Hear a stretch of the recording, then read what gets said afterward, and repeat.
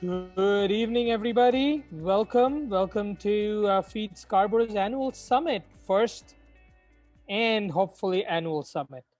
And it's really interesting how we start our first summit looking at a screen and not at people themselves. But I'm sure year two will be different. I hope so. I will start this session with land acknowledgement. But before we do that, I really want to ask ourselves a question and kind of think about just a little bit of reflection that what do we know about the history of the land we are currently occupying? I'm not talking in general about Canada, the US, Ontario, etc. I'm talking in the city, the town, or even the neighborhood that we are in.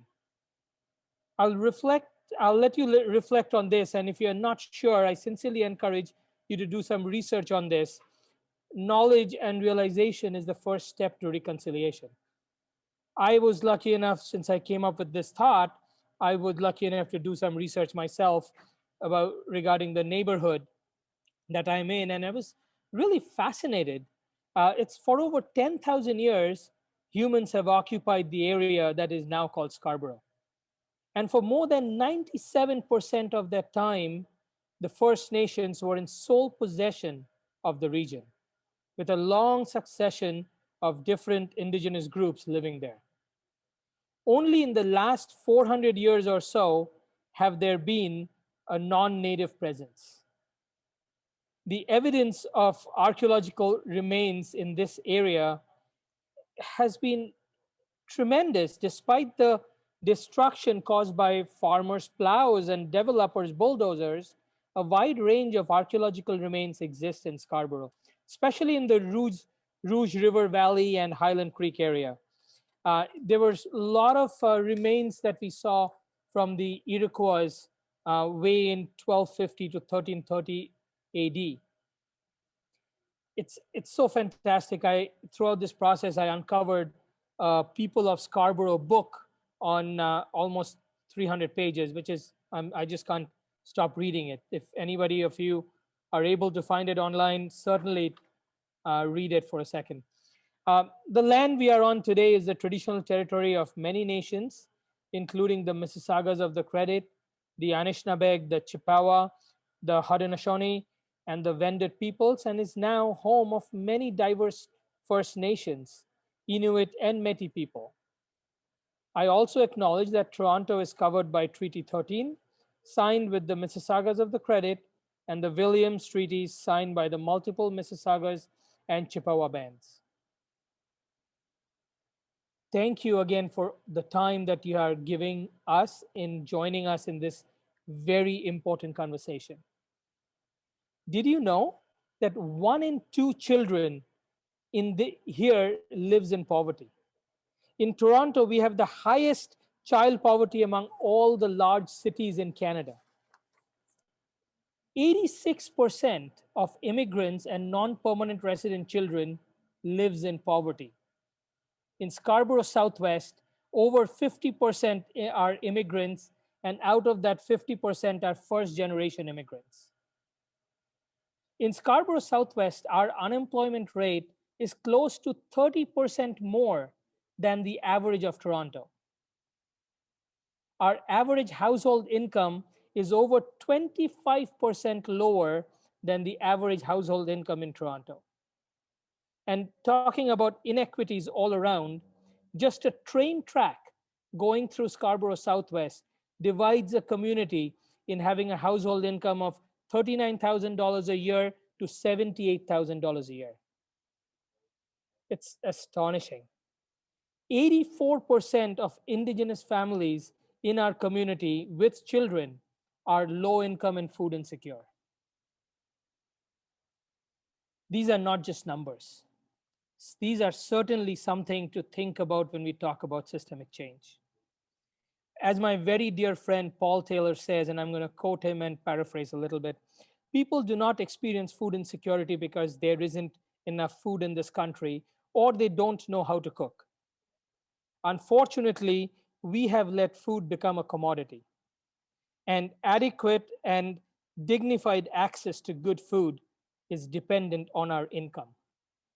Our ability to earn is informed by racism, patriarchy, colonialist, education, and ableism. So it is impossible to improve food security without addressing these factors.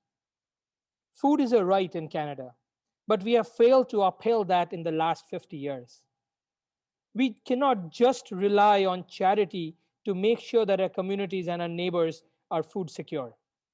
We need systemic and policy level changes to take place. If we genuinely want a better tomorrow in Scarborough Southwest for our children, for our grandchildren, and for us. Hence, Scarborough Food Security Initiative, also known as Feed Scarborough, is facilitating this conversation with all three levels of policymakers and will ensure that the voice of the community is heard.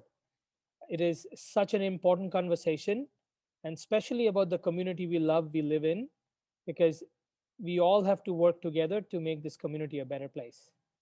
And as much as Feed Scarborough has been in action since the beginning of pandemic and has been trying to do a lot of band-aid solutions for the community and making sure everybody is fed to best of our ability, we are not going to be successful unless and until there are systemic changes. Unless and until there is some actual policy work that goes in, we will never be successful. It is not easy, but it's still doable when it's just we get some money, we buy some food, we give it out. Yes, it's all well and fair, but what is the next step? And that is what this conversation is all about, is to figuring out how we can actually all work together, all members of the community work together to actually ensure that all of us are taking care of our community and making this a better place, period. I've been in Scarborough Southwest from the day I ended up in this country, though I left a few days here and there, and then I ended up coming back because it's a beautiful community and it's a great community. And we can all, those who are long-term residents here, you know the community is changing.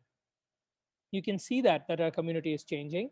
And it is really important for us to bond together and work together and have a conversation to be able to make sure that our community is vibrant and nobody is left behind.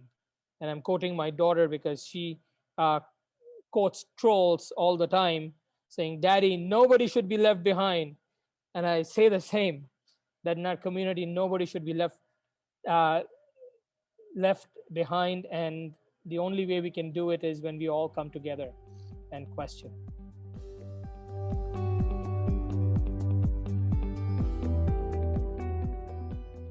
Awesome. So what we're going to do is over the next little while, I'm going to call out a group at a time, and we're going to take whoever from the group is assigned is going to take a couple of minutes to share a couple of challenges that they learned and a couple of solutions that they might have thought of or come up with, so the whole team can hear some of the conversations. So the first topic I have is food security. Hello. So we are sharing two of our challenges as well as two of our solutions. So one of the challenges that we discussed was the relationship between race and gender relating to food insecurity. And so there's many different avenues that relates to. Specifically, we chatted a lot about the wage gap. And then we also spoke about the lack of culturally appropriate foods to distribute for emergency food relief, and how that can really impact one's mental health as well, because not only are they struggling to access food, but then the food that they do receive sometimes is not relevant to their culture or their needs. And then two of the solutions that we discussed would be raising the minimum wage, or like the income level, so that folks are able to afford food, as well as community gardens. We had a lot of different points of view relating to the community gardens and how it's also a really large social, gives a lot of like social benefit to the folks that participate in it. How did you know that the Scarborough Food Security Initiative really wants to start up a couple of more community gardens this spring? That's great points. Thank you so much for the team. The next topic is employment and income. Suman, it's Denise. We were really rocking when our room closed quite abruptly. So whereas Kadera had initially agreed to be our spokesperson, she had to leave just for momentarily for something personal. So if Kadera is back, maybe she can speak, or else Ward, would you be able to step in? I'm back. Oh, good, Kadera, thank you. Children, I apologize if that happens, but we had a big talk about basic income and how that can solve a lot of the problems that we're seeing. You know, of the problems that came up were the fact that people lack a Canadian experience and that their experiences are not accounted for when they come to Canada, that people might not have work permits or they can't work right away, the stereotypes, discrimination. You know, we talked about issues in the current Ontario work system and the fact that people like foster children might have issues getting into the workforce after leaving care. Sorry. And so a lot of the issues that we were talking about, we said that the solution could be basic income, and we were wondering like how to frame that question to the politicians. I wasn't able to write down how we perfectly worded it at the end. I don't know if you can help, Denise. Sorry, this is not working well. Sorry, can you just take over? My kids are pushing me. No, we can hear them, and it's great to hear the kids. It reminds us as to why we're all here. It's not just for us; it's for all our kids. Well, with the, I'll just talk about the COVID thing, because that was pretty more concise how we summed it up. We mostly talked about small businesses and how hard that they're hit, and that there's less supports for small businesses, and there's a difficulty in navigating it. When you're running the show and wearing a million hats, it's hard to find the time to understand all the legalese in these websites and to apply for these benefits. And we said that we need to be the voice for small businesses, and that's something that we should go to our politicians about, how to protect our small businesses. It's really unfortunate when we watch them closing right, left, and center. So I'm going to pass it on to Denise so you can summarize how we worded those. I'm going to speak just to the basic income question. And basically is, will Minister Blair support basic income for all Canadians as a solution to reduce the gap between the haves and have-nots? This will reduce social ills that are very much a result of this gap. So that means less poverty and less crime. So that was a question specifically to the basic income and overall, just kind of an overall solution to many of the challenges around employment and income.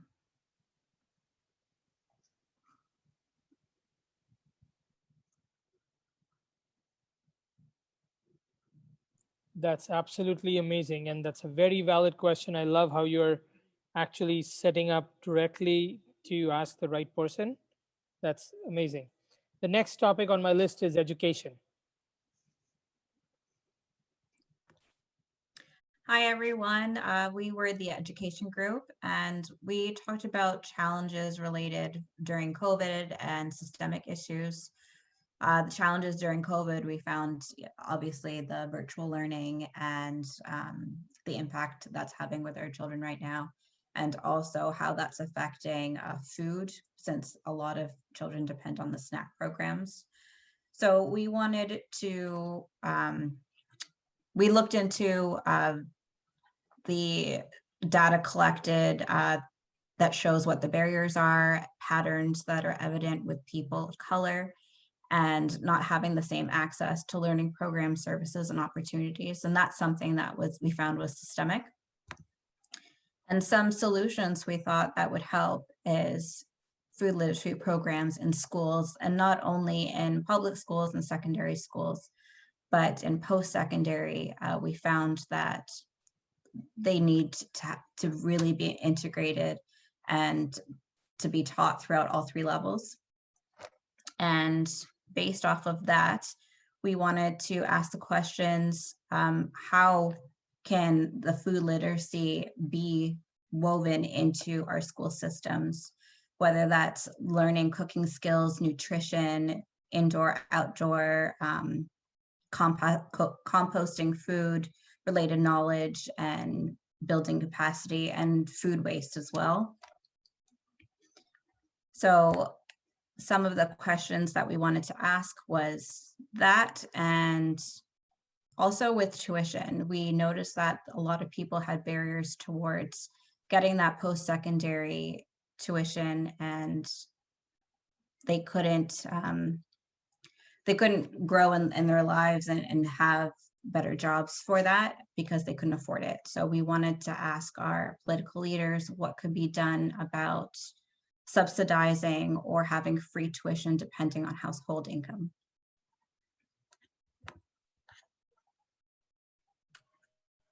Great points. Thank you, Amanda. Next was systemic racism. Yes, I'm here. I'm just pulling up our slide. So in terms of some of the challenges that our group talked about, there were quite a few post-its, but some that we felt pretty passionate about were just food deserts in pockets of Scarborough where fresh food is less accessible due to distance or lack of options, which impacts the residents. And then something else we talked about was let's see here, removing important social services, so limiting shelter capacity, grocery store, model food banks to prevent the spread without providing alternatives. So again, you know, some big impacts to the community. And the other thing we talked about specifically related to COVID was just limited translation of COVID pamphlets and materials in various languages that impact some different cultural groups. And then when it comes to some solutions, some ideas that our group was particularly passionate about, and which coincides with, I think, the first group that presented, was some investment in community gardens and other food projects. So Suman, some great passion for that project around our group as well. And then we were also very passionate about having representatives, electing representatives that have a genuine interest in our communities, in people's lives, and understand how these systemic issues impact our communities. And so we formulate our questions around those key topics. I love to hear how there is a correlation between different topics, and solutions could be very simple and the same. Love that. Yeah. The next one is, for me, is housing. Hi, everyone. So our group touched on a lot of different subjects that obviously intersect with some of the issues talked about already. I've got my notes over here, so I'm just going to refer to those. So one of our main discussions was on zoning issues as it relates to density, location of houses, and building onto houses in areas that are already owned, and how that limits affordable housing and what's available to people in the Scarborough community. We also talked about eligibility restrictions and restraints in relation to income support, and how that ties into issues with housing and ability to pay rent and ability to find housing at all. And we touched on issues as it relates to developers and groups attempting to build purpose-built rentals when it comes to government incentives, and more so lack thereof government incentives and government backing. And then we also discussed safety issues in relation to houses now that exist and affordable housing that exists now, and all of the renovations and updates that need to be done, also as that ties into environmental issues and the families that are often living there. And within our slides, some of our group members addressed that land is not being utilized to its fullest potential in connection to density and sprawl issues. Most importantly, a lot of our issues tied into simply a lack of affordable housing in our communities and how that needs to be addressed here and now and how it's going to be addressed here and now.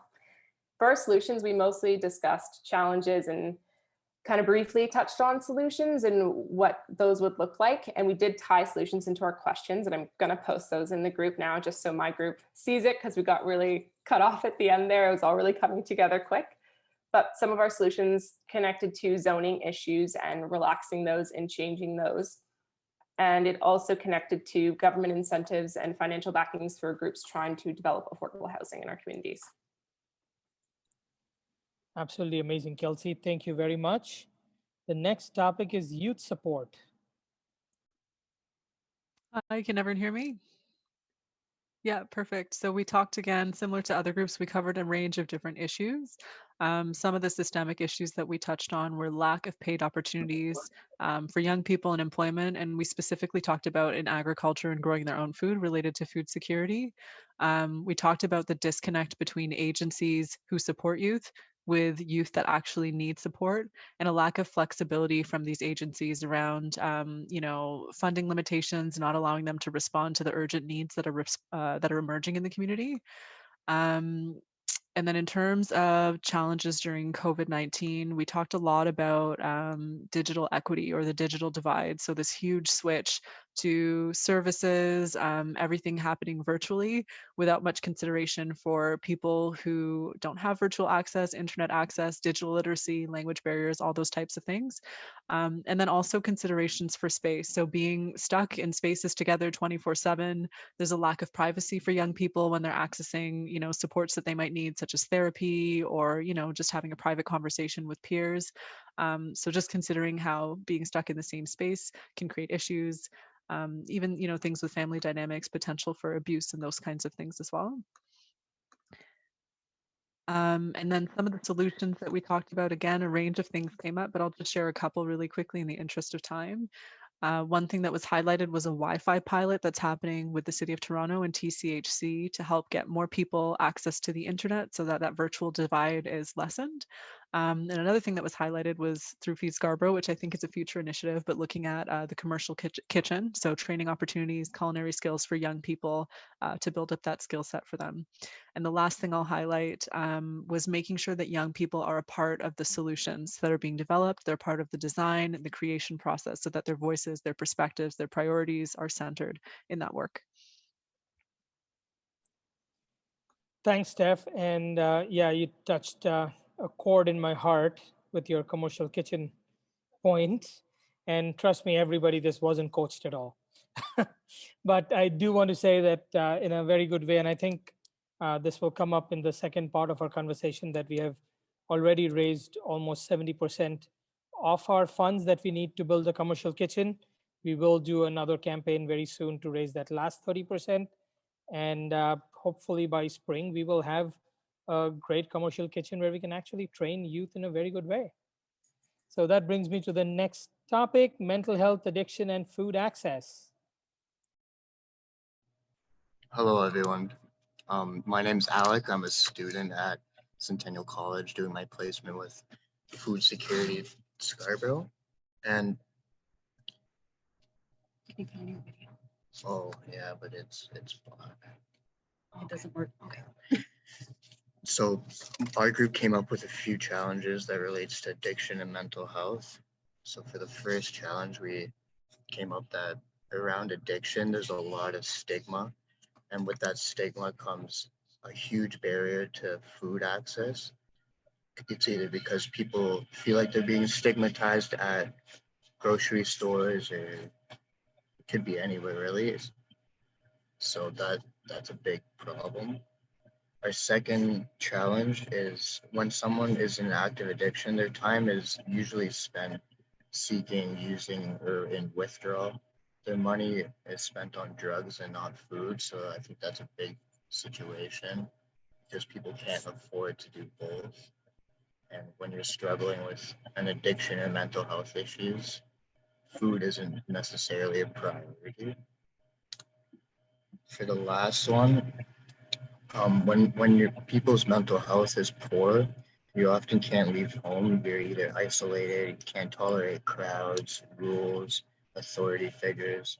So food banks are a challenge for sure for some people.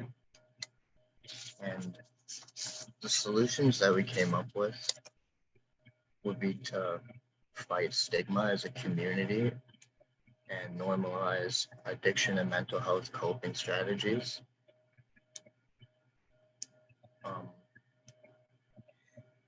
We're hoping that the government can provide more funding towards the opiate epidemic at all government levels so that everybody's involved and everybody can see like how real this problem really is.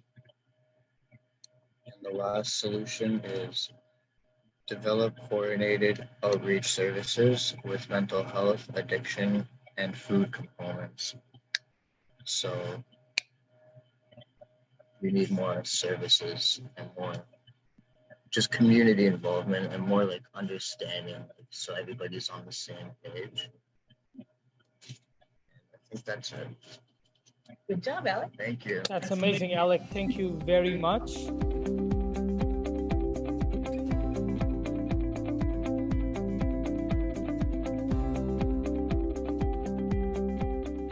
A couple of things I want to talk about is some statistics. In our community, we know that 1 in 2 children here lives in poverty. And Toronto has the highest child poverty among all the large cities in Canada. It's an alarming number. 86% of immigrants and non-permanent resident children lives in poverty. In Scarborough Southwest, we have over 50% immigrants, with almost 50% of that are first-generation immigrants. In Scarborough Southwest, our unemployment rate is close to 30% more than average of Toronto. The average household income is over 25% lower than the average household income in Toronto. And when we talk about inequities, a simple train track divides communities that has annual household income of $39,000 per year versus $78,000 per year. That's alarming. And 84% of Indigenous families in our community with children are low income and food insecure. So there is a lot of numbers here which I'm throwing out because it is really important to have this as a perspective on why we think, especially in Scarborough Southwest, that this is a big problem. It's been almost 50, it's probably more than 50 years now. Food is a right in Canada. Canada has signed up to agree that food is right. However, we have failed to upheld that commitment to our community.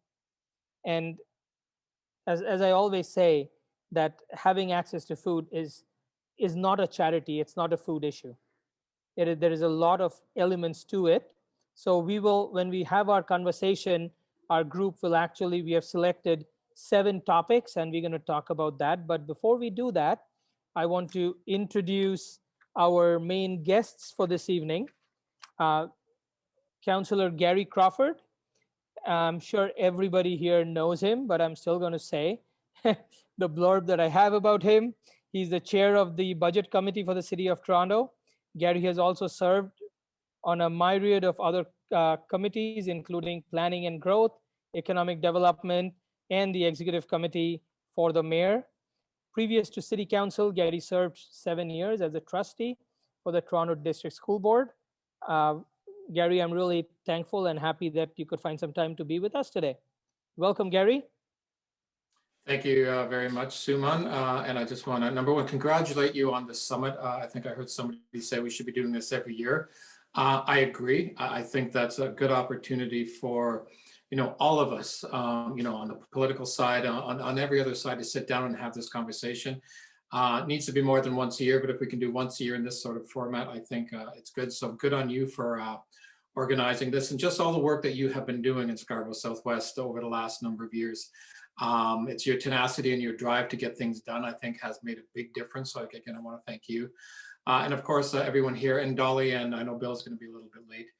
And I guess I have a couple things I wanted to sort of go over when I'm looking at from the City of Toronto perspective. But when I look at what we have done and the challenge that we have all faced over the last year, it's been unbelievably challenging for many people, not only here across the country, but across the world. And we look at those challenges and how we overcome those, and the conversations that have been taking place at many different tables, this one included, on moving forward with creating a better city, better country. But one of the things that COVID has done, I think, has really given us an opportunity. And where that opportunity, like there's many opportunities, trying to overcome a lot of challenges. But I think one of the biggest opportunities that I've seen, especially at the municipal level, is forging new relationships and partnerships with the other two levels of government.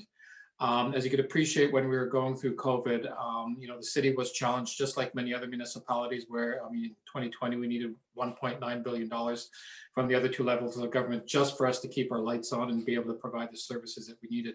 But what we, and the two levels of government, came to the rescue of many of municipalities in the Toronto. But as I've worked very closely on the fiscal side, the managing the city.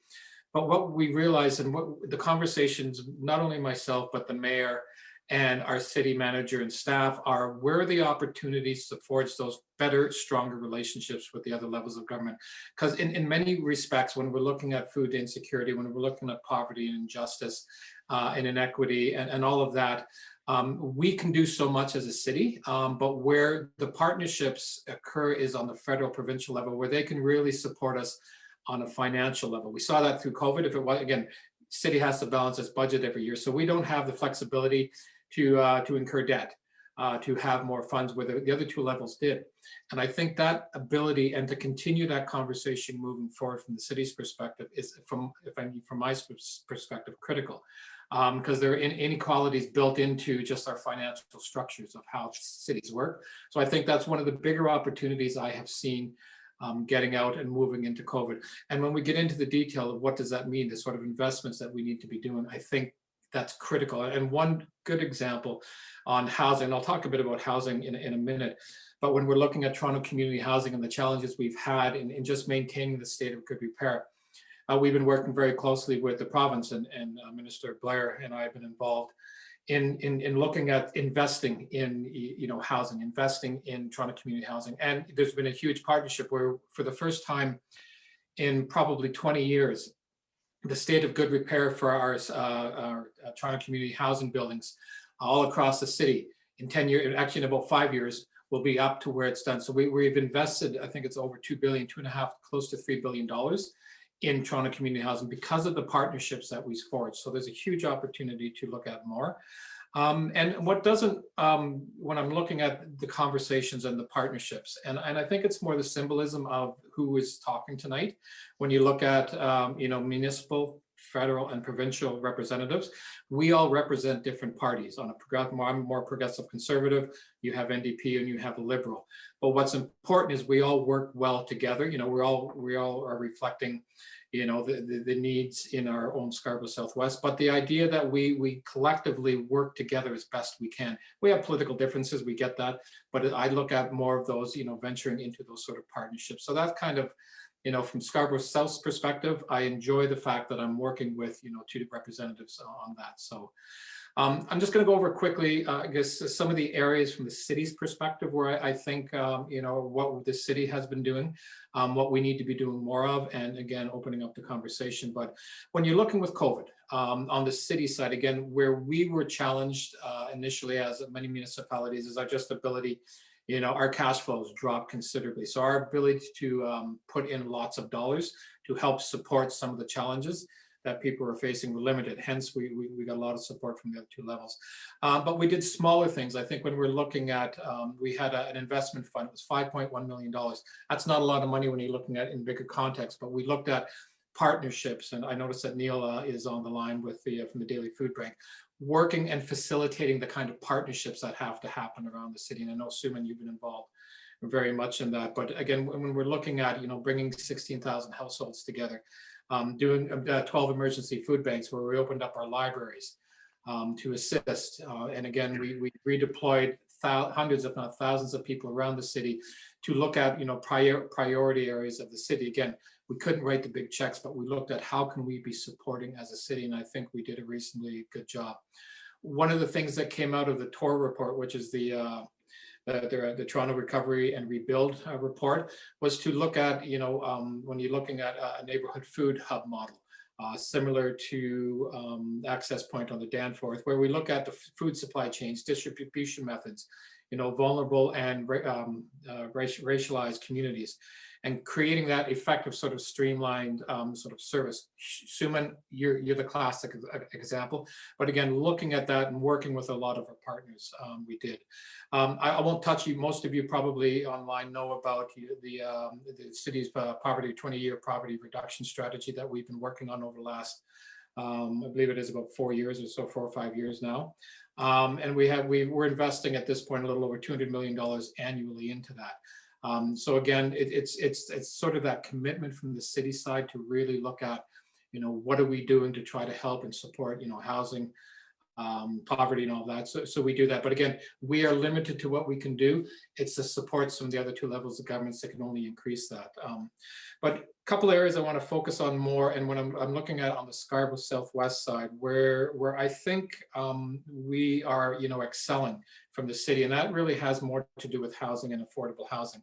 Poverty and housing are closely linked, as everybody on this line knows that. So we look at how can we support and help housing across the city. When you're looking at one of the most expensive cities in North America and Canada, Toronto is one of them. So we as a city need to be responsible in providing access to affordable housing, and that's why we have our Toronto TO housing with a goal to set up 40,000 affordable housing units over the next 10 years. No, that sounds like a lot. It doesn't sound like a lot, but I know my first 4 years, as an example, my first 4 years as a city councillor, the city probably approved about 1,000 units citywide every year, if that. And that was 10 years ago. Where we are now is we have a plan to look at 40,000 affordable housing units all across the city. And that's a whole combination from very deep affordable and supportive housing to what we have as housing now, which is different sort of models. But we have that commitment and we're on target to do that. So when you're looking at Scarborough Southwest, and I'm very proud of the fact that, our area is a leader when you're looking at providing affordable housing for the city. We have just in Scarborough Southwest alone in the last year approved over 1,000 affordable housing units in our ward, which is, again, when I talk about the entire city 10 years ago only doing 1,000, we are already doing 1,000 just in our ward over the next year. And there's 4 components to that. We have Housing Now, which I'm sure you've heard. We have hosted the first 2 Housing Now buildings in the city of Toronto. And those are primarily City of Toronto land that we are now converting to affordable housing. And again, first 2 happened in the ward. We are doing the first modular home initiative in the city of Toronto. And the first one actually just opened up in Scarborough Southwest last week. And that's to provide cost-effective ways for people who are, have been struggling with homelessness. We have 56 units. I'm pretty sure they're about halfway filled right now. But again, that was an initiative. I'm incredibly proud to say that that first one in all of the city of Toronto was in Scarborough Southwest. And we will be doing dozens, if not hundreds of more of them across the city. And that gives people a leg up who are suffering from housing, that opportunity to get into sustainable housing, which I think it's not about providing people, shelter. It's about providing housing. So we're doing that. And then we're working with CreateTO on providing affordable housing within development. I know that's one of the topics that you've been talking about tonight. But we have, and I'll just give one example at 411, our quarry property, which is up at Victoria Park, 411 Victoria Park. Part of that, it's a large development, but in that development, we're providing over 300 affordable housing units within that development. So that's, again, the kind of thing that we're looking at doing. And the other 2 parts of the sort of the housing is the city of Toronto's done a vacant home tax. And again, these are small numbers, but when we're looking at, all of these different initiatives, they do add up. We want to encourage people who have vacant homes Just don't sit on them as real estate investments, but to turn them around and get them out onto the market, whether affordable or not, but people need housing. And the last comment I just wanted to make was on short-term rentals.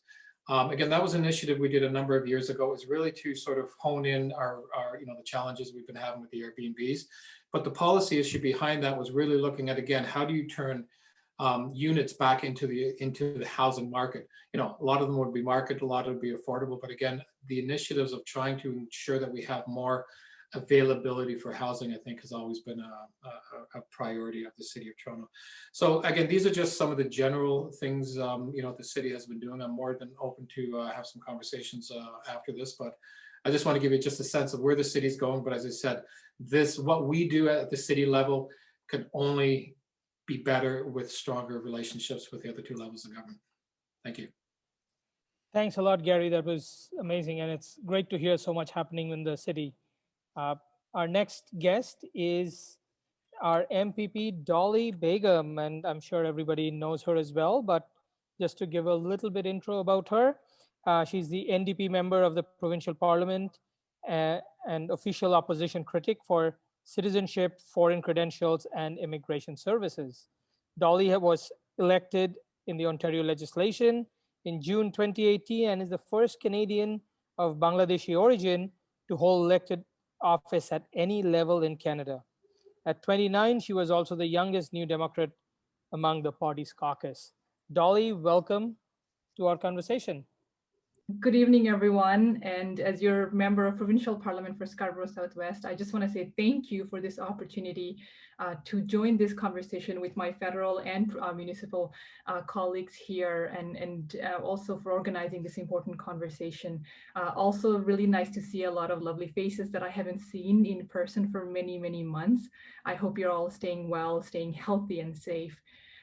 And thank you, Suman, and the entire team of Feed Scarborough. I think you all have been doing an amazing job organizing and the work that you're doing at Feed Scarborough and this critical conversation to really address the unfortunate reality, if I may say, in our community, food security and food insecurity. And I think, one of the things that Suman always says, which is food banks shouldn't exist at all, even though he's running a lot of them. And I really respect that, and I agree with him, because food banks are really not the solution. They're a short-term solution, a Band-Aid solution to a series of policy failures that have made our communities much more vulnerable to experiencing poverty, oftentimes in the forms of experiences like housing, as Councillor Crawford just talked about, and also food insecurity. So, and I think during COVID, we have seen the lineups at the food bank that Suman's running at across the city, many other food banks as well, and it really goes to show what we're facing. Too often we meet people, and I want to start by giving a few examples of this, because I think in our office during COVID, we have changed the way we're meeting people. So I do a lot of Zoom calls, or sometimes we do it by appointment. And obviously during the lockdown, we have completely canceled those. Just within the past weeks, we have dealt with some of the cases. So I thought I would just take a minute to tell you about some of these cases. Recently, we've been dealing with a lot more cases when it comes to ODSP and OW Ontario Works, and people who are struggling to make ends meet. And we're talking about just navigating through a system that has historically made it impossible for them to really find work or get themselves out of poverty. I was just talking to someone who is a 4 times cancer survivor, and she called me to ask how she could find a job and keep that $792, I believe, that she gets. And the sad answer was that if you get a job, you will lose that money. And the other part is, I don't think I can help you get any job right now that will actually be able to provide enough for you. And just having that conversation, I think, and seeing what she's going through and many others are going through really points out what kind of reality we're facing. Just unimaginable choices. I also hear from family members, and I think during COVID, we've heard even more about people who are on the wait list. And I can tell you about another woman who we've recently started working on her file for housing. And she just sent us her rejection letter from housing to be on the priority list. So if you have a terminal illness and that where the doctor says you have 2 years or less to live, then you can be on the priority list. Unfortunately, because she does not fall in that category, she's been told that despite being diagnosed with a chronic illness, which makes it impossible for you to go back to work, you do not qualify to be on the priority list, which means wait for 15 to 18 years to get housing. So, and sometimes you have these moments where you kind of look at these scenarios and say, have we, where are we going wrong and what are we doing? And I think as we look at some of the work that we've been doing, I think over thousands and thousands of people in terms of helping with ODSP, helping with the application processes, helping people, find the social services that they need, whether it's finding food, whether it's keeping them in their homes, sheltered. Those are great, and we should be continuing those work. And my team, small but mighty team, has been doing a fantastic job in that as well. But when we talk about the factors that really play in terms of building a system of poverty that really holds people back, the two women that I just talked about, whether it's housing, ODSP, any sort of social policy, I think the important thing is how are we fighting or preventing and ultimately eradicating poverty? How are we focusing on policies that govern people's lives, govern businesses, small businesses in Scarborough? And I think when we looked at some of the businesses that we lost over the last few months in our local riding, it gives us an example of what some of the policy failures. Because we did lose quite a few businesses locally, and we've had really difficult conversation with some of the local business owners whose livelihoods really depended on these businesses. Individuals who opened up and could not qualify for any support. And those were some of the specific policy failures that I think we need to address at its root as well. So as I say all of this, I want us to kind of look back and say, well, when we're working at some of the immediate solutions, let's also look at what poverty really looks like for Scarborough and how do we address some of those concerns. I mean, we just talked about some of the data in terms of what Toronto's data looks like for poverty. I think about 20% of Scarborough is classified as low income. We also have in terms of in the past 2 years or 2019, we've had over around 270,000 people, individuals in Scarborough visited food banks. Around 270,000 people. And that was in 2019, folks. I'm talking about before COVID. If that's the number before COVID, I cannot imagine what we're going to end up with when people do the data collection and after COVID and look at what we have faced. And I'm sure some of the folks here will be informing those numbers as well. In terms of, actually, let me just finish some of the data that I have. Over 12% of all the people living in Scarborough classify as working poor. And the Toronto CMA data in 2016 said that in Scarborough, we've had 10% of people who are working poor and 13% of non-working poor, which is actually the highest in the entire municipality. Now, when we look at Scarborough Southwest, because I was just looking at Scarborough, when we look at Scarborough Southwest, 33% of our children are living below the poverty line. 33%. That's way too many. And the reason I always look at the data for children is because this is something that I take very personally, and some of the work that I've been doing on since I got elected was because I wanted to focus specifically on how do we really address child poverty, because child poverty is the highest in Scarborough Southwest. In 2018, there were around 1,700 families that were still waiting for subsidized housing. And when we talk about these families, we're really talking about people who are close to homelessness or may face homelessness, people who are dealing with domestic abuse, people who are really struggling with mental health problems, with chronic illnesses. So as we look at all of this, how do we address and how do we look at some of the work that we've been doing? And I focused a little bit on some of the layers. And the reason for that is, after getting elected, there was some immediate focus, which was over the past year, we've really worked on helping people with affordable housing, helping people, getting some of the resources that they need.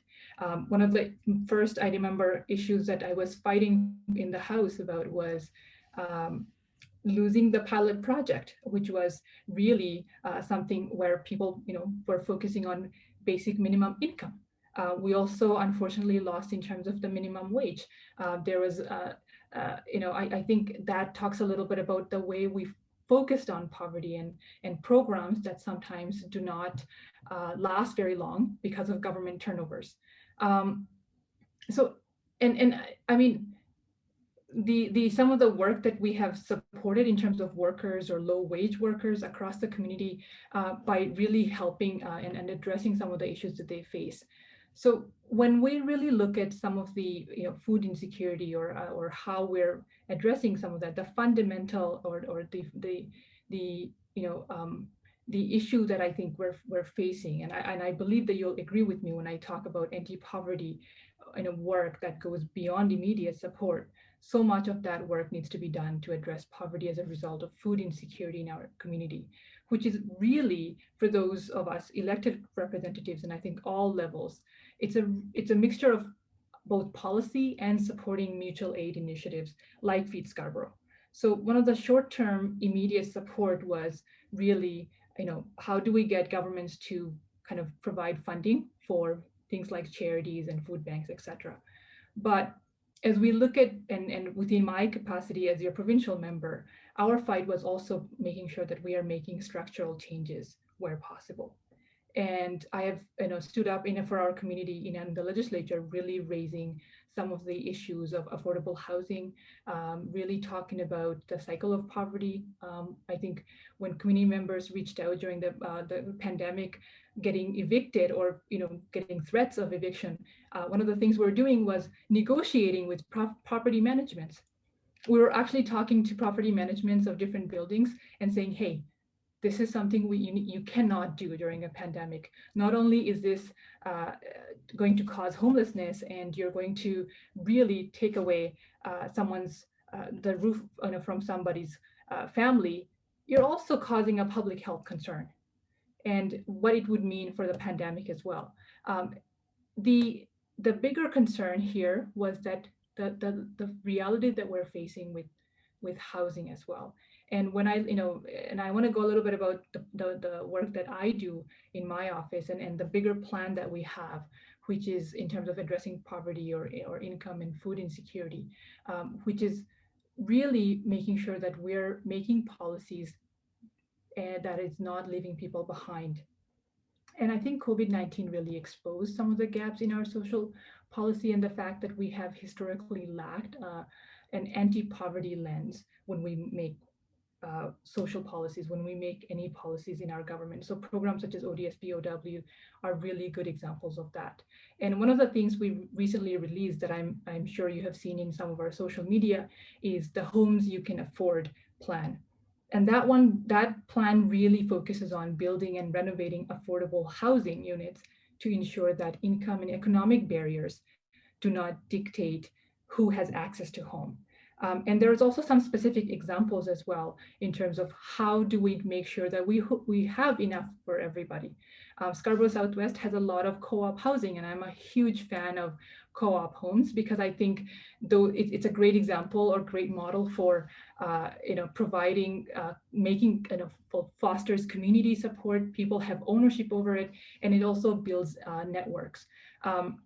Another example I want to talk about is the Save Main Street plan that we had, which was really focusing on not-for-profit organizations, charities, obviously small businesses, as well as childcare centers to have rent support and stabilization fund. Another plan that we talked about, which was really helping people who are on benefits, who are on ODSP, are not getting punished for trying to get enough support from the government. I'm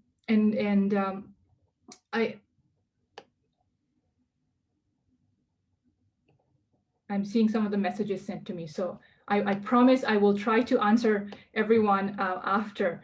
So I will quickly end by saying some of the things that we have also been working on are trying to really focus on policies that do not change after government turnover. And the reason I say this is it's not because of an orange stripe, blue or red. I think this issue goes beyond that. But the important factor is making sure that we make policies that stick, so that when there is a change in government, people are not left more vulnerable. And it's so important to do that. Some of the immediate things that when we look at, right now we're looking at one of the reasons why I mentioned that is because of paid sick days, something I've been fighting for the last months and months, something that we know our community is considered ground zero during COVID, and we do not have paid sick days. And it is causing more spread in our communities. And we need that kind of policies to make sure that people have the safety and security to be able to say that they can keep their jobs, but also stay protected and healthy. The other thing that I'm really focusing on right now is working with our local health networks and really pushing the government to have an equitable approach to health. And the reason I say equitable approach to health, and one example I'll give you is asking the government for equitable distribution of vaccines to Scarborough. So one of the things that happened when vaccines were given out across the city or across the province was we got the exact same amount as UHN, for example, but we serve way more people through SHN than UHN. Why are we getting the exact same amount? We have way more essential workers in our area than they do in downtown Toronto. We do not have the same problems as they do there, nor do they understand the types of struggles that we have in our communities. So one of the my hope is in the next few weeks we will have much more vaccines being given out locally across Scarborough, and also have community networks or community spaces, hubs, where local people will be getting vaccines, and there will be sort of a bigger community center or a pilot sort of hub where vaccinations will be given, because I truly believe it's the only way we can make sure that people across Scarborough get enough vaccines. And the reason for that is because we need to look at an equitable approach to all of this so that people are safer and healthier in our community. And I want to wrap up by saying asking for you to watch out for something that we're working on, which is something, it's sort of like a baby of mine that I've been working on since being elected, which was really working on really coming together and finding a plan or putting together a plan for child poverty strategy. And we wanted to really understand what the community was going through. And I'm sure you've heard me talk about this many, many times, reach out to many different individuals, and some of you are here. The work that we've been doing on the ground has really informed us in terms of how we're putting this plan together. We have quite a few individuals in our office who are actually volunteering to put the data together as well. And like I mentioned, 33% of the youth in our communities facing poverty. And actually, if you look at below the age of 5, it's actually higher than that. It's about 35. And to me, that's not acceptable. And so what we want to focus on is to be able to come up with a plan that we can present to the government, so to make sure that whatever policy is made, that's done through that lens.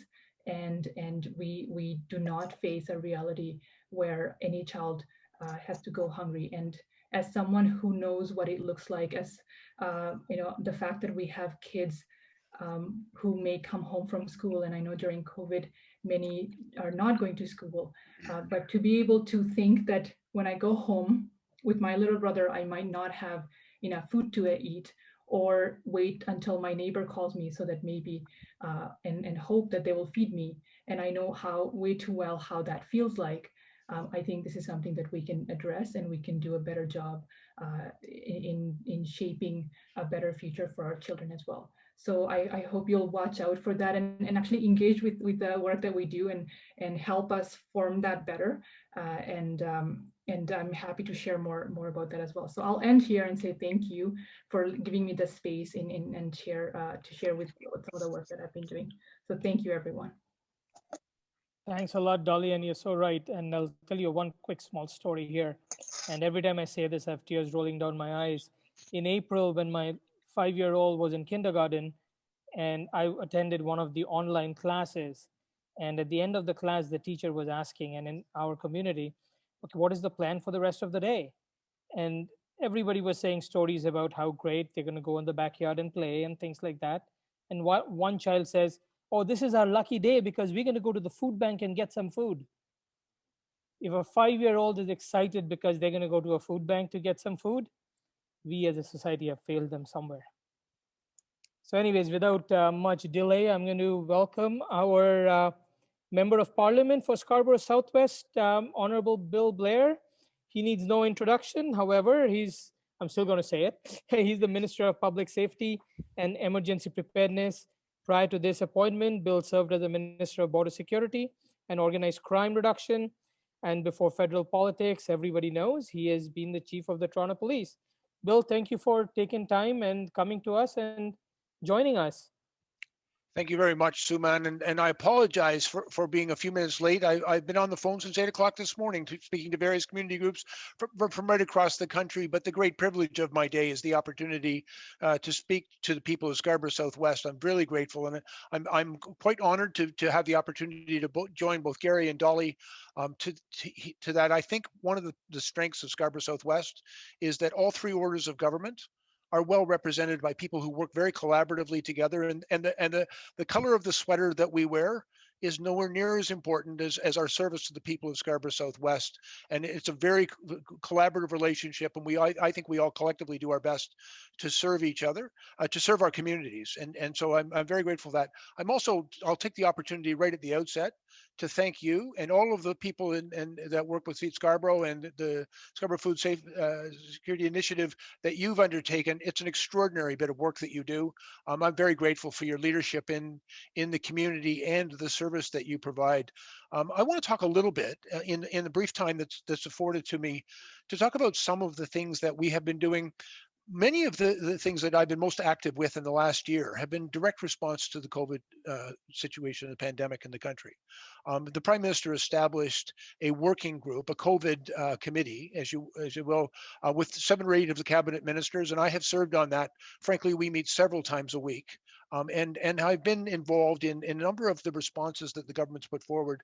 I'm going to speak very briefly to that because I think many people are aware of it, but then I'd like to, if I may, to speak about longer context of what we've been trying to accomplish as a government and as a country in addressing issues of around poverty, around food security, issues around housing, which are critically important, and I think those are the most critical issues. And quite frankly, representing the community of Scarborough Southwest, some of our neighborhoods have some of the highest poverty rates among our children of any country in the world. And I don't think there's any greater responsibility than supporting those communities and those kids to give them a better life and to afford them every opportunities.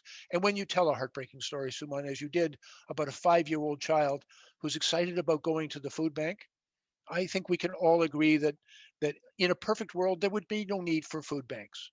But while the world is as it is, let me express my gratitude to you and all of your volunteers for providing that important service. Let me talk, if I may, about some of the things that we have done over the past year. First of all, when the pandemic first hit, and as a result of lockdowns and measures that people had to take, an awful lot of people were suddenly thrown into unemployment, and there were very real concerns among all Canadians from coast to coast about how they were going to put food on the table, how they were going to pay their rent, given the sudden and immediate impact of the pandemic.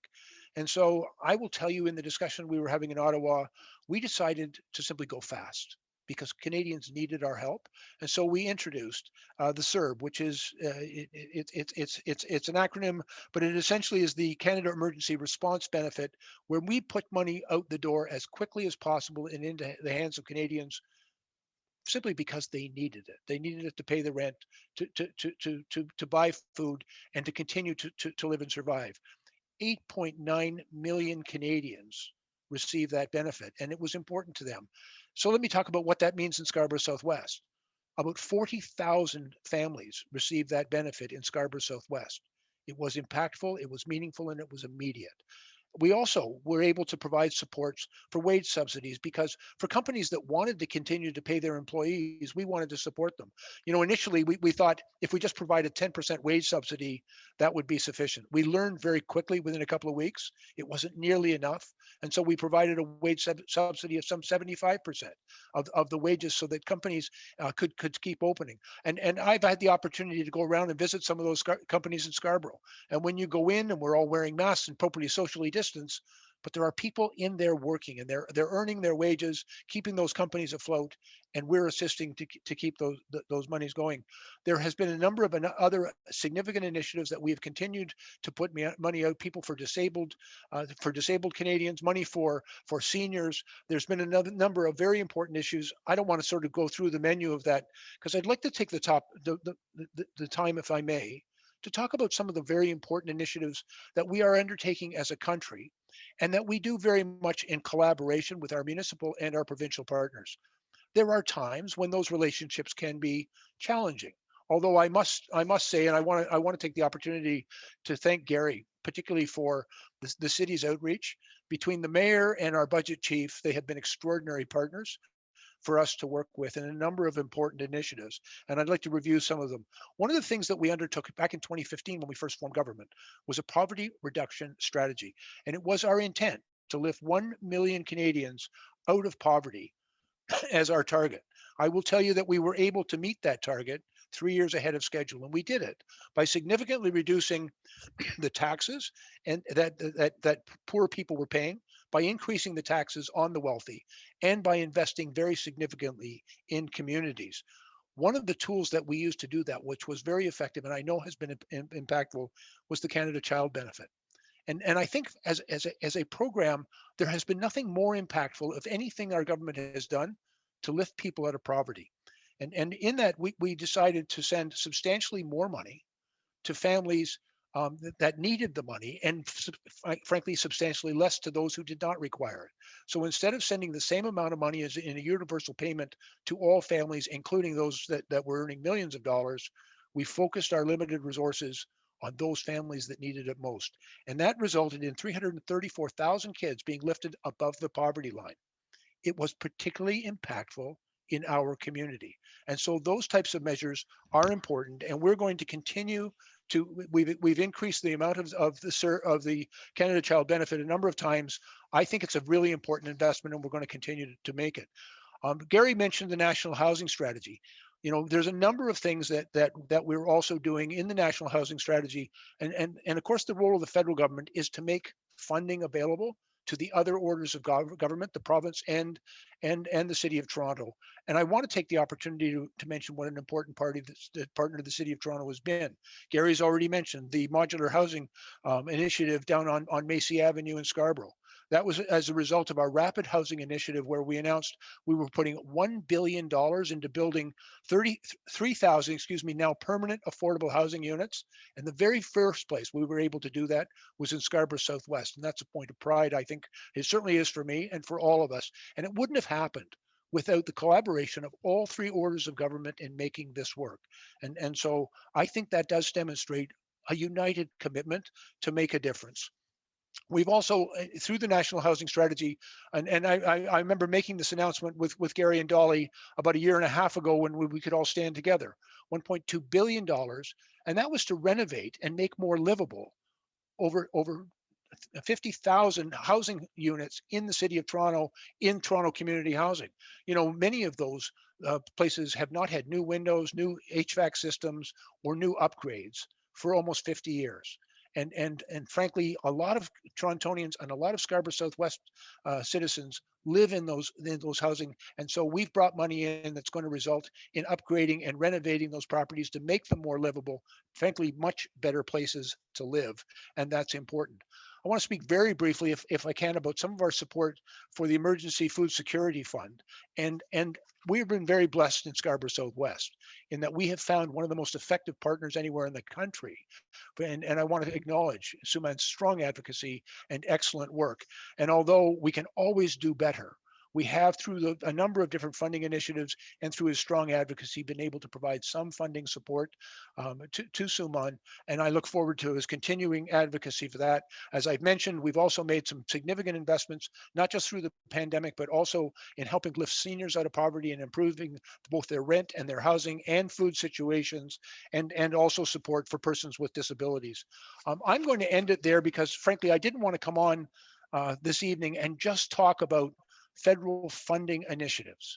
I think it's far more important to talk about the 4 orders of service delivery in Scarborough Southwest, the 3 orders of government and the community. And I think that partnership and the support of extraordinary people within our community, we are all committed to continue to find ways to support your initiatives, and we all benefit from your very hard work. I am blessed, as I said, between Gary and Doly, we are able to work, I think, very collaboratively together. But we've got the best partners in community. I know there's a number of really important things that we are all trying to achieve. COVID has presented very significant challenges for all of us. But coming out of this, there is a light at the end of the tunnel, and it gives us an opportunity. And I want to close with that opportunity. I think there really is an opportunity to build back better. I know that's a phrase far too often used, but COVID has highlighted for many of us the disparate outcomes for racialized people, for poor people, for people in different social and economic circumstance. There is an opportunity for us as we reopen our economy and as we reopen our lives post-COVID.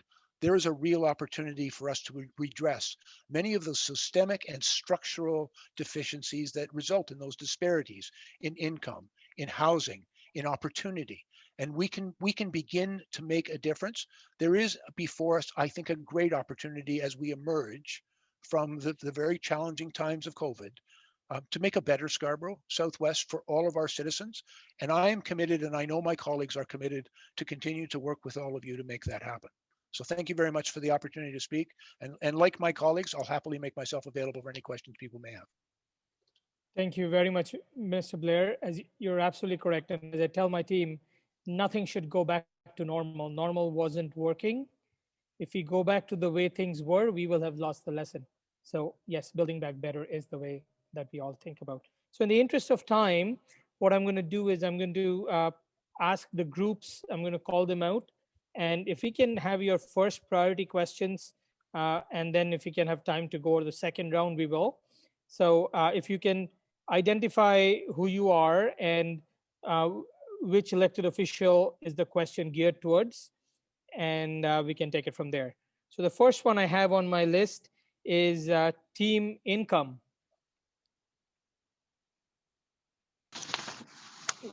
It's employment and income, right? So I'm Kadera here, Kadera Jackson. And our group, we came up with a question for Minister Bill Blair. And it's similar to the one Ashwani just put into the chat group. So we just want to know if you support basic income for all Canadians as a solution to reduce the gap between the haves and the have-nots. And we think that this will reduce the social ills such as poverty and crime, as well as help families to meet their basic needs such as shelter and food, so that they have the capacity to make choices to better themselves through education, employment, etc. We do realize that the pilot project was provincial, but we know that this could be something that will continue after CERB, and we just wanted to know your views on that, please. Suman, would you like me to respond or? Yes, please, Minister. Excellent. Happy to do it. You know, one of the things we learned about CERB, and I will tell you that CERB, the money that we put out the door, had all the characteristics of a universal basic income. And I think it did demonstrate that it was incredibly helpful to people who needed it at that point in time.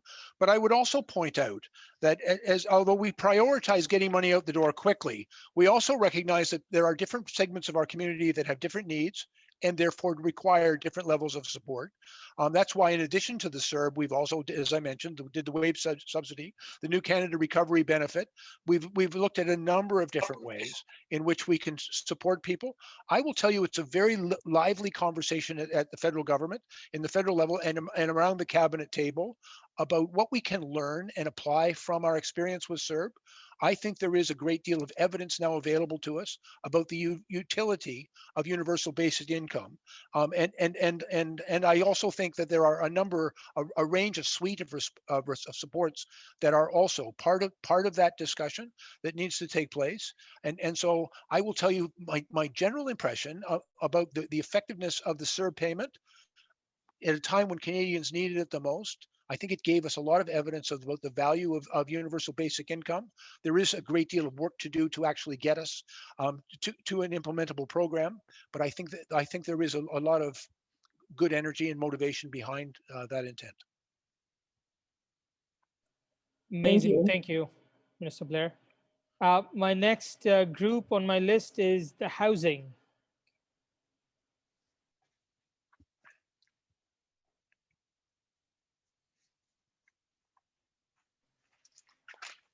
Is there anybody from Team Housing?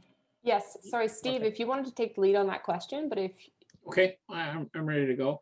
And I think because housing directly is a provincial matter, although backed by the feds, and all three levels of government do a lot of talking about it these days and are more aligned than they have been in probably 25 years. I'd like to ask, why not come back to the time when you backed community groups, financially backed community groups, to build housing, so that individual groups got backing. I sit on a board of a community housing group. We have 164 units of subsidized housing in East York, and we looked at trying to double that impact, do that again. But there is the days of the late 80s, early 90s, when you could get backing so that financially you weren't having to mortgage your own house to try and build these things, doesn't exist today. Why not back community groups to build community housing again? Dolly, I guess that's for you. Thank you, Steve. So that's a great question. And I think what I'll do is actually maybe on the chat function, I'll share the Homes You Can Afford plan that I briefly touched on previously, because that's essentially what our plan is about, which is working with local groups to make sure that we're providing or we're looking at housing the way people want us to look at housing. And well, first of all, the focus is right now in terms of building and renovating affordable housing units, making sure that people have, well, ensure that income and economic barriers do not dictate who has access to it. And I mentioned, some of the examples, including co-ops, for example, increasing social housing, but also different ways we look at housing as well. And I think this was informed by a lot of community members, organizations, as well as, no matter which kind of spectrum of political, a line that you belong to. One of the things I noticed just this past week when I was listening to Treb's announcement, which was really aligning with some of the things we talked about in our Homes You Can Afford program, because it has examples of different types of housing. So when we talk about laneway housing, the garden homes, like different ways we can make ownership and the difference of having a rental unit or an apartment to ownership of homes. And the other example that I want to give very briefly, which is about helping people, whether we're talking about young newcomers to Scarborough, or we're talking about family members, single families that think of buying homes, or young people who I feel like these days don't even think that they can afford homes one day. And the example that we have for that, and the plan that we have in our Homes You Can Afford plan, which is really looking at how do we help people one day to be able to actually buy homes. So maybe what we can do is help them with the mortgage payment, in a way where we're not just giving away money, but really providing that support. And you talked specifically about working with community groups in terms of really helping people with social housing. And I think we kind of moved away from that. We moved away from working with community groups in terms of whether it's fixing home housing issues, or we're looking at how we're building affordable homes in our areas, and that kind of brings out some of the problems that we're seeing right now. Because sometimes to interject, Dolly, I mean, I don't want to see more TCHC built. It's a monster on its own. I think it's too big at present. So we need help. The community groups that built community housing years ago are still out there and are still capable, but you can't ask us to self-finance. We don't have the capacity, so we need provincial government backing. Is that an area you would look at, or you could get focus on? Absolutely, 100%. And I will definitely share the link to it, because I think it'll give you all the details in terms of how we would support community groups so that you can have ownership in that planning process. And I think the provincial government should absolutely be working with you to make sure that I think I don't want to take up too much space, but I agree with you. Steve, I wonder if I might be able to jump in there and just, if I may, just offer an opportunity, what I think is an opportunity. We have the National Housing Strategy where we put $70 billion up front, and some of that money, certainly we work through the province, but it's a broader strategy, quite frankly, and so we're working with the municipality, we work with Indigenous groups, and we work with NGOs. And so I will also tell you, I think one of the great challenges we face in this country is not just making housing affordable, but also to build new housing. And we have seen in Toronto, and frankly, right across Canada, there's been a deficit of new housing, affordable new housing, but it's supportive housing, it's co-op housing. There are so many really, I think, good models that we can build on. We've got really good people that we can do that, and we're looking for partners to do it. The plan and the National Housing Strategy is actually to build 125,000 new affordable homes, to repair and renew about 300,000 of existing units, and to help then 530,000 families get into housing. We also, and Gary spoke to it earlier, we've had this rapid housing initiative, and that was to make money very quickly available. It's nearly $1 billion to build 3,000 new permanent affordable housing units.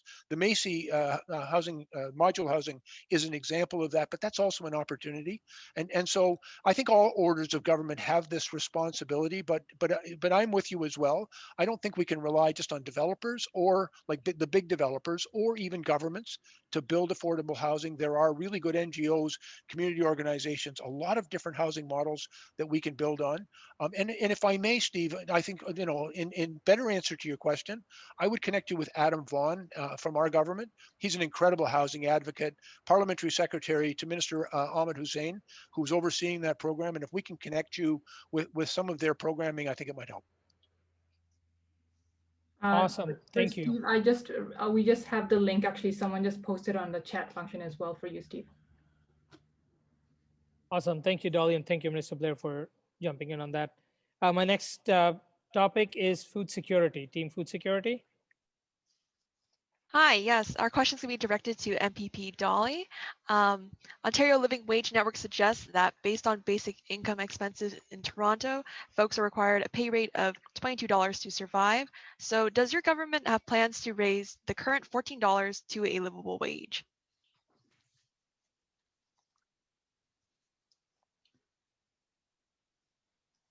You're on mute, Dolly. Thanks so much for that question.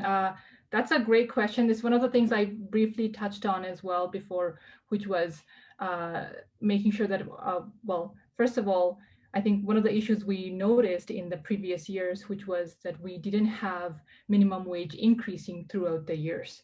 And that was a significant problem over the past, I think, many years, because what happened was we suddenly saw a jump. And as some of the small businesses were struggling, we also had people who were living on minimum wage, And I know a lot of people, when you have someone making $14, $15 an hour, we're also talking about, if you look at transit, for example, it takes $7 to go and come back from just to get groceries. And here we have a system that's not really, this is, when we talk about the cycle of poverty, this is essentially what it is. So absolutely. One of the things that we touched on was really pushing the government to focus on a livable income. And I think the reason I don't want to specifically say, here is what a number we should focus on, I think it's because that's going to increase. And we should focus on inflation as well as what people's livelihood look like in different areas of our province. And based on that, throughout the year, there should be a gradual increase in terms of what people's income looks like. Thank you, Doly. The next topic is systemic racism. Yes, hi everybody. So the number one question that we had is actually for all of the panelists, if there's time to have them each answer. And this stems from just the understanding that, the virtuous cycle between systemic racism and food insecurity and the other, societal issues, and how it just goes around and around and feeds into each other. So our straightforward question is, what does equity look like to you? And building on that, what hiring policies or practices do you have in place to ensure that your staff reflect the communities you represent? Great question. We haven't heard from Councillor Crawford in a while. So Councillor Crawford, do you want to start? Yeah, thank you very much. And that is a great question. And I think in many respects at the city, at my level and all different levels, I think the idea of systematic racism and anti-racism has fundamentally changed how the city of Toronto has moved forward over the last number of years and will continue to do so. Again, we have an anti-Black racism department now that is ever growing and will continue to grow. When we're looking at our hiring policies, we have a very stringent policy to ensure equity and inclusion all across all different levels of agencies and divisions. And I work very closely, even on the hiring side. So on the number of boards, agencies I'm on, we have very stringent, as I said, requirements as we're moving forward, ensuring that we are hiring appropriately. And listen, we've had some challenges over the years, and we need to sort of look at how do we improve that. But I think it's as I said, it's something that is very much a priority for us at the city. And again, a lot of it has to do with world events and city events that have taken place over the last number of years. But on all respects, the investments that we have to be, now listen, we have the debates on, should we be investing more? And those are valid debates. But, every year we continue to invest more in equity. And when you're looking at the role and importance of equity, and that was one of the questions that I noticed came to us for Scarborough Southwest, is equity. It's not financial sustainability necessarily, but it's equity and how do we build a very equitable and inclusive city. And one of my top priorities for sure. Doly, do you have anything to add? Sure, thanks, Suman. So there are a few things that I want to kind of touch on for this, which is I think it's really important for us to look at when we talk about anti-racism, for example, and in our caucus, we have like a Black caucus, for example, that looks at how do we make sure that when we're talking about policies, how do we look at all sorts of policies from those lens? Because sometimes we kind of departmentalize it, if I may say, and we isolate that into a separate thing. So poverty is a separate thing, racism is a separate thing, and we make policies here. And I want to be critical of myself and all of us when it comes to policymakers, because I believe that's the reason why we are where we are. I talked about vaccination. We talked about the way we engage community networks, for example, that Steve was just mentioning. How are we making sure that we do all of this through the lens of equity? If we don't focus on all sorts of policies, I mean, when we talk about from snow shoveling to who gets who gets to be on the priority list for housing, to who's on serve, or which businesses were able to get funding for support. Are we looking at those in an equitable way? Because and I have the minister here. I mean, I can talk about the fact that Bell got a huge payout, and that made me very upset. Whereas the local businesses in Scarborough Southwest shut their doors. I know we lost Victorian Monkey because they couldn't keep up, and there was policy, I think restrictions that made it impossible for them to open up. And we tried, but we failed. And we could have done better. So there are important steps when we look at it, and that's why I know it's a longer answer, but the reason for that is because there have been systemic racism, there have been systemic failures, and we have to make sure that we break that system in order to address some of the policy failures in that as well. Thanks, Doly. Minister Blair. Yeah, thank you very much, Suman. And I will tell you that I think this is the most important question of our age, because as we tackle poverty and issues of food security and housing, we pride ourselves as a country that embraces its diversity and welcomes newcomers. And I think it's important to acknowledge that the incredible contribution that diverse peoples have made to this country. But at the same time, let us also be quite honest with ourselves and acknowledge and recognize that there is systemic racism throughout our society. That's structural and systemic racism that results in disparate outcomes for racialized people and for Indigenous people in this country.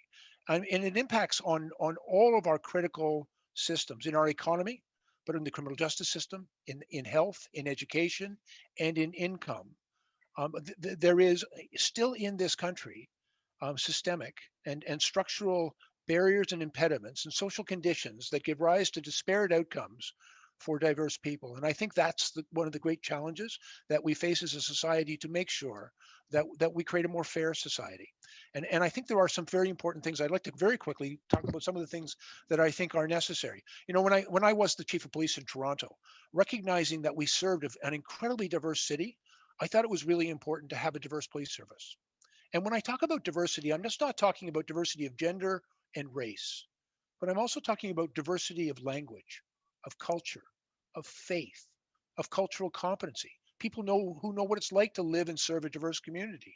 And it was really important to try to recruit into my police service people who knew what it was like to live in poverty, to know what it was like to be a new immigrant, to know what it was like to experience discrimination and those disparities we speak of, because that they brought that lived experience, and it made the organization more culturally competent. I will tell you, when I got elected in 2015, I looked very hard at my community, and I recognized that my constituency office had to reflect my community. It had to speak the languages, understand the culture and the faith traditions of the people that we served.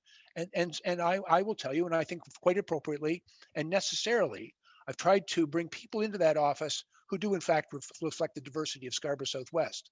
When I was the police chief in Toronto, I actually had a rule that half of all the people we hired had to be women and or visible minority.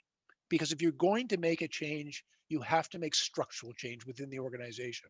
And so I will also tell you that one of the things that the Prime Minister's tasked me with, I'm responsible for much of the operations of the criminal justice system, the police, corrections, and our border service officers, even our spy services. And I've looked at those organizations, and I've looked at the systemic and structural racism that exists within the broad criminal justice system. And so we are doing some really important work to look at what are those systemic and structural issues that give rise to those disparate incomes. And it's around the activities of the police, and we have to make sure that the police are culturally competent, racially sensitive, well-informed, and able to serve. It's also important that they be diverse themselves, but also looking at sentencing reform and bail reform and decisions made about how people are assigned into corrections. For every aspect of the criminal justice system, it's not just the bad activities of bad actors. There's some, and this is the hard work, there's some structural things that need to change.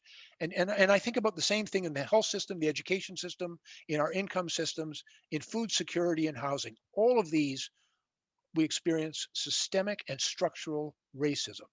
And so this is the hard work. But when I spoke earlier of an opportunity that we as a country have to build back better, to build back fairer, to start to redress all of those aspects of systemic and structural racism that exist, we have an obligation to our kids, to ourselves, to make a better country. I think it is the foundation upon which this country was built, but we recognize, and I think it's important to recognize, our health system, our education system, our income system, and our criminal justice system result in much poorer outcomes for racialized and Indigenous people. We have to do better. And so I think that's the work of every order of government. It is the work of all Canadians. Thanks, Mr. Bill. My next question is for the youth support team. Hi there, my name is Meg. I'm the operations coordinator actually for Feed Scarborough, and I will be asking the question on behalf of the youth support group. However, I do feel very close to this question because I was actually hired with the organization because of the Canada Summer Jobs Program. So the question that they pose is, how do you plan on improving access to funding for youth employment opportunities, especially employment in grassroots organizations and volunteer work? So that question, I would say I would direct that to Minister Bill Blair.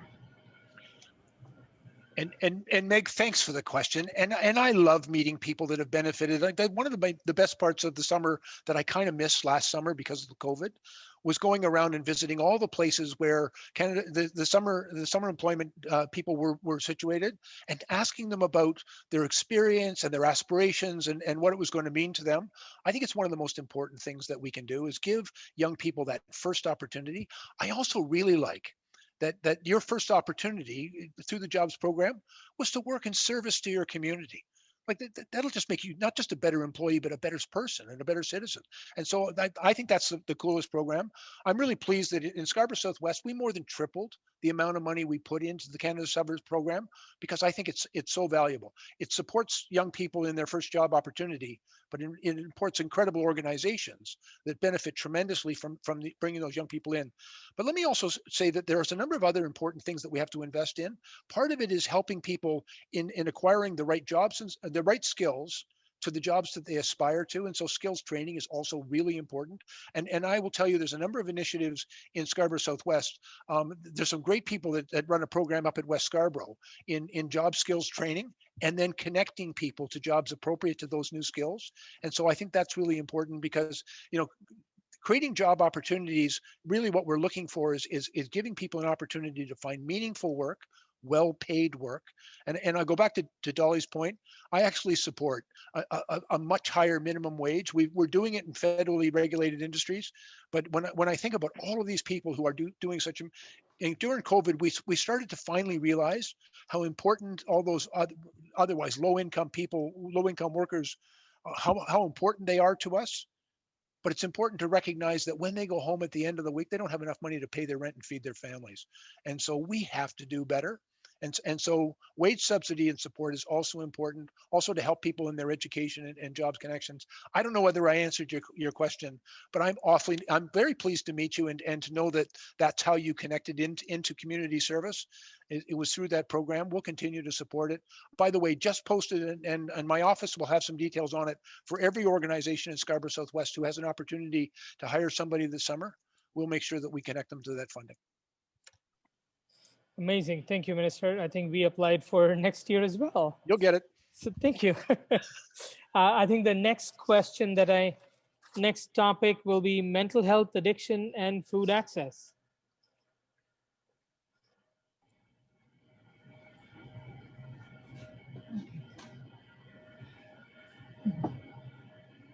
Hi, everybody. I'm Lori.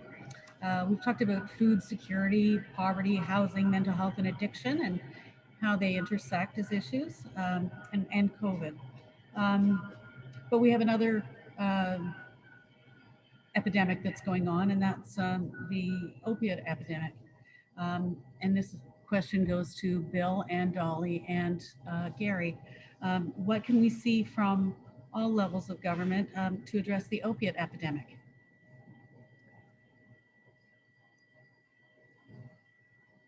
Hello? Yeah, Lori, it's Bill Blair. I'll start if I may, but I want to give the other guys an opportunity to speak to this. Can I tell you, I used to be the president of the Canadian Association of Chiefs of Police. Their association recently came out with a very strong position urging the government of Canada to treat opioid addiction as the medical malady and problem it is, to take a public health approach. Now, and don't get me wrong, I think the people that traffic and import these poisons need to be dealt with severely, and that's also one of my responsibilities because I oversee the RCMP and the borders. But I see absolutely no value in criminalizing the behavior of someone who's, quite frankly, very ill. And we have actually invested pretty heavily as a government and worked with the provinces to have supervised injection sites and a more appropriate medical response to those things. We're working really hard right now at looking at not necessarily decriminalizing these drugs because we still want to control their illicit supply, but we don't want to criminalize addicts. We want to help addicts, and we want to keep them safe, and we want to save their lives. I don't disagree with you. It is the other great health tragedy and crisis of our time. You know, we lose on average over 4,000 Canadians every year to opioid overdose, and that's unacceptable to all of us. And so I want to make sure that we have adequate services and health services for those individuals, and we want to stop criminalizing them. The police also, interestingly enough, have taken that strong position as well, and we agree with them that the better way to deal with these people is through health services, not through court. Dolly? Thanks so much. That was a fantastic question. I think there are a few things that I'll talk about, because I think as we in the past 2.5 years with the new provincial government, we saw some of the closure of opioid sites, for example, which I think caused a detrimental, really resulted in a lot of deaths, a lot of folks who needed support lost that support.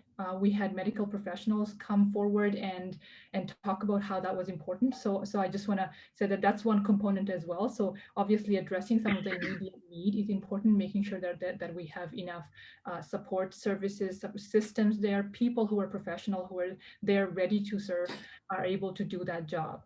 And the other part of it is really looking at how people who are going through in these any sort of addiction, whether it's the reason I want to talk about both is that we can talk about prescription and non-prescription, because I think prescription opioid crisis is a major one as well, and it's growing. And I know a lot of folks that we deal with, a lot of people who have reached out to our office, for example, are dealing with prescription opioid crisis as well. And this is something that we have not looked at carefully as much as we should, and something that that is also a crisis that we're going to face. And I think COVID has just really increased the amount of people who are suffering through that, and the number of usage has increased as well. So really focusing on how do we address mental health, how do we address addiction, and making sure that we do not do it in a way where we're criminalizing, but also language matters. The way we talk about it also matters. The way we address it really matters in terms of, I was meeting with the neighborhood officers just a few weeks back, really focusing on, who is there when someone calls for support for mental health. I was meeting with a young group of youth who are working with the City of Toronto right now to have a program where you can call 211, for example, and they're just doing a trial, like a pilot program, to figure out if someone has mental health needs, they can just call a service where someone with that expertise will show up to the door instead of the police. And really seeing how that works out. And I know this is a young group of people that are working, and we'll be happy to support them. But I think we need to go a little bit bigger than that, and make sure that we do it at a scale where we're actually addressing things that in the right way, rather than sending the police force to do a job that they're not equipped to do. And frankly, that's affecting their mental health as well. I think we need to look at firefighters' mental health and the police mental health, and that's another whole big thing that I'm hoping that I can work with my counterparts on all levels to address as well. So great question. Thank you so much. Thanks very much, Doly. Councillor Crawford. Yeah, thank you very much, Dolly and Bill, and I echo your comments. And really, I mean, fundamentally, I mean, opioid addiction and challenges are really a public health matter. I mean, it needs to be looked at as a public health approach. We need to look at all the appropriate wraparound services, whether it's the mental health, when you're looking at shelter, you're looking at homelessness, and all the challenges that we face and we see in the city. These are health matters that need to be looked at in the context and not separated into either criminal activities or other activities. It's really critical that we look at that when somebody is, facing homelessness, is living on the street, has addiction issues. We always look at who should be paying for this. Well, this is really about, the wraparound, responsibility of our health departments to look at, and we as the city need to recognize and work with our other levels to ensure that happens. And with regard to the opiates, I've always been full support of the injection sites.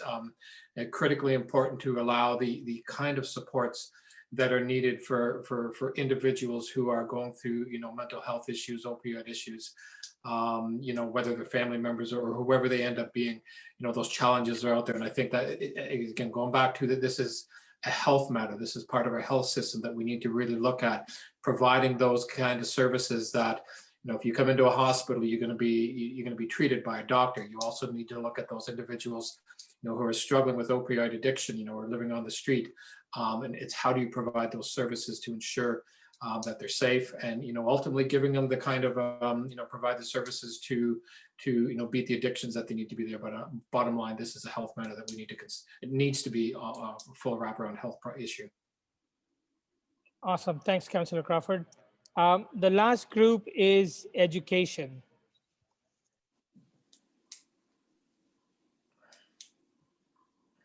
Hello, can you hear me? Yeah, okay, so I'm Fatima, and our group, we were talking about how income is generally related to higher education, because higher paying jobs, you need to have a post-secondary. So we discussed that there's a barrier towards getting post-secondary education. So what can be done about subsidizing or having free post-secondary education depending on household income? And I'm not sure if this is federal or provincial. I hate to push it off, but I'd go to Doly first, because under the Constitution, it's primarily an education issue. The federal government does have a role, and there are some supports that we provide, but it's primarily an issue within the provincial mandate. Thanks so much, Fatima. I think you touched on something that we've been right now. A lot of students are talking about, especially when it comes to, do we make an income out of student debts? And I want to start off with that because when I was in university, I remember being in a part of the student movement where we talked about how do we make sure education is affordable? How do we make sure education is accessible for everyone, despite what income bracket they belong to, their family belong to? Unfortunately, we have not addressed that. And one of the things that I'm sure you all know from the party that I belong to, we do believe that we need to have access to education no matter where you are. And we should not be making income or really charging interest on education and student debts. One of the things we were very much fighting for, and it's unfortunate that we lost, is a lot of grants, for example, and the grace period that a lot of students had. I think grant was not really the solution, because you want to make sure that people actually have access to education, but it did help a lot of people who were able to have a little bit more in terms of paying off their student debts. Unfortunately, a lot of students lost that. I think I missed a bit of it, your question, but you also talked about livable income and talking about skill development and talking about how, and feel free to interrupt me and add on to the question. But if I understood it correctly, you talked about really figuring out livable income, or how do we have because I think there was a second part of it to that question that I want to answer. I mentioned in the beginning how generally higher income requires higher education. So people living on minimum wage, that's not enough for them, especially if they have people that depend on them. Yes. Okay. Yes. Okay. The one thing I'll mention is, I think that is the, going back to the fundamental problem of the cycle of poverty is right now we have this expectation where even an undergrad degree does not really help you get a job the way it may have been the case years back. And I know when I was working after I finished my undergrad degree, I knew that I could not move up sort of and like there's no upward mobility in terms of really the low income bracket that I was making at that time. Hence me trying to go and get a master's degree. And I think a lot of kids right now are facing the exact same situation. And the unfortunate reality is making sure that we are really breaking a lot of the barriers where students are able to have a job that pays enough. But also when we look at some of the jobs that are available to students, we know that they are not able to make a livable income. And then the other issue is not a lot of people are able to pay their student debts without working a part-time job. And that makes it almost impossible for them to finish their education sometimes within the 4 years time if it's an undergrad degree. So now you have just extended their amount of time that they're studying to 5-6 years. I had to do a 5th year because I had to work in some of those years as well. And I think if we were making education more affordable, going back to some of the things that I was talking about, where we have lower education fees, I believe in having a free education system. That's a personal belief, and I think there's a lot more, and it's an ambitious belief that I have. But when we talk about how do we provide the support they need, whether it's grants, whether it's making sure that we're investing much more, I know we have gone from 60% support to universities in the previous years to 40 to 30, and now that keeps decreasing as well, which means students are now dealing with the cost of universities. Instead of governments giving into universities and colleges, students are really taking on that burden. And that's causing a lot of problems as well. So if we are really addressing it, there are quite a few components to that. So are we really focusing on student debts? We're focusing on types of jobs they have and the income bracket that they could kind of envision while being a student, and then obviously as they move upward in the income bracket. So I know that there's quite a few things, and I hope that answers a bit of your question. So Go ahead, Fatima. Yeah, so I was trying to ask, what can be done about that? Because like from not personal experience, but like people I know, people I hear from, even if you get an undergrad, you can't really get a good job. But someone who has an undergrad has a better chances of getting a job rather than someone who just has a high school diploma. So what can be done to make sure that people who are living in poverty can break the cycle and, actually have a better livelihood? Absolutely. And I think that goes back to some of the skill development programs that we briefly touched on in some of the previous answers as well, which is really focusing on providing people with programs where they can earn skills, which helps them get those jobs. It also means that we are going to have to look at how do we create more jobs, create opportunities, and then also the way we look at some of the jobs. So there are different types of opportunities sometimes that are, a blue collar job is looked at differently than a white collar job, and how do we kind of make sure that they're accessible to people, and are we really allowing them to get the skills and the degrees that they need to be able to obtain those positions without going through different levels of university degrees or college degrees. Thanks, Doly. Is there anything that Minister Blair might want to add? No, thanks, Suman. I think Doly covered it. There are a couple of federally funded subsidy programs, grant programs for university students. The difficulty most students face is the high cost of attending university, both for tuition and in housing. And I think we've got to find ways, particularly for low-income students who otherwise would be very challenged to have access to education. I think that there's a lot of work yet to do. I'll just simply acknowledge that, in ensuring that everyone should have access to the best education that they can get and that they're capable of completing. And we know the value of education, and it's clearly a part of the pathway, not just education, but pathways to good jobs. And so there's a lot of different things that I think we have to do to support those students to make sure that they can take full advantage and reach their full potential. Mm-hmm. I was also wondering, for Minister Bill Blair, is there a possible for forgiving student loans? Actually, there are some programs available to do that, but most of the money that is available federally, the Ontario program is differently structured, and so that's a question better directed to Dolly. But some of the federal things, most of it is in the form of grant, and there have been provisions in the past to enable people to extend their payments. So, and like, if the effect of forgiving a loan is to make it a grant, that has been done in the past. I don't have the actual particulars, but I'll happily make a deal with you, Fatima. I'll get them and make sure that my office sends it through to you, so you have a good, fulsome understanding. I'd hate to give you any wrong information. Let's make sure we get you the best information on it. Thank you very much. I think so. We've covered at least one question from every group, but I just wanted to acknowledge, especially with our guests, that our teams have worked really hard in the first 2 hours to come up with a lot more questions and suggestions. So in the interest of time, we're not going to go into the whole, all the questions, but what I really want to do is send those questions over to your offices and get some answers from you. And once we have that, we're also going to copy the chat, because there were some very important points that came up in the chat. And our commitment is we are going to follow this up with a report that is going to be shared widely on few of the comments, question, and the answers that we're going to get from your offices. Is that fair to say? No, that's fine. That actually is great. Yeah, that works. That's awesome. Thank you very much.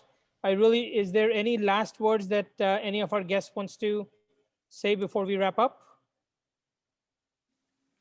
Thanks for this. Sorry. Yeah.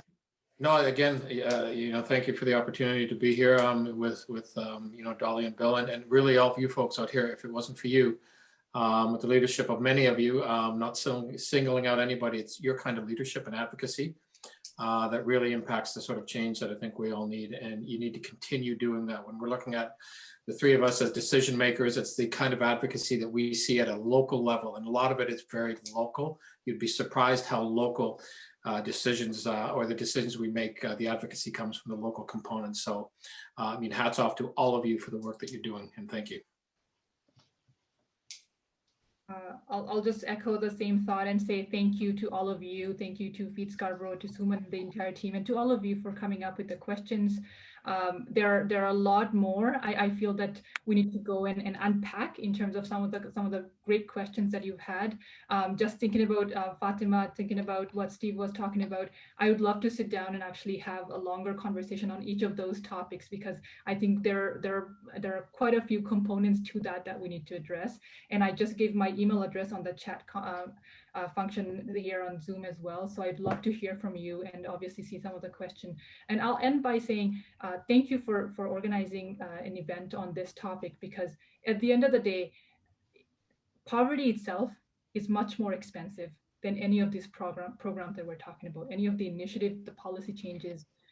Poverty costs way more. And that's the reality right now that we're facing across our province and across our nation. And if we are really to eradicate poverty, we need to address the system of racism, system of austerity, system that we have of inequity in our community. And only then we can really focus on some of the measures that we need to do in order to help people in our communities. And one of the things I always focus on is making sure that I listen to our local community members in Scarborough Southwest and really take that to the floor on the legislature, and I will continue to do that. So thank you very much.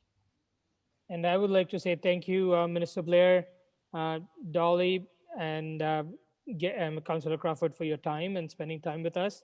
This means a lot to see all our elected officials in one room actually wanting to make a change for our community. This says a lot, and I cannot thank enough to our Feed Scarborough small but mighty team who's worked so hard to put this together. I always say I have a very easy job. I just come up with the idea and I walk away.